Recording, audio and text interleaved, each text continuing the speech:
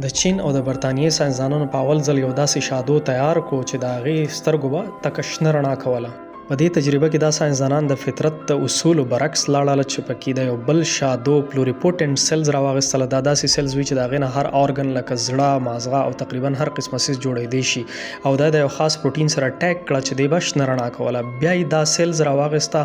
او د دې شادو د مور په خېټه کې د ده د پیدایش نه مخکې د امبریو سره مکس کړه په داسې مقدار کې چې 92% یا 92% د هغه بل شادو پلوریپوټنټ سیلز او صرف 8% د دې شادو خلیاتو. کله چې دا شادو پیدا شو نو نه صرف د سترګو شنه رڼا کوله بلکې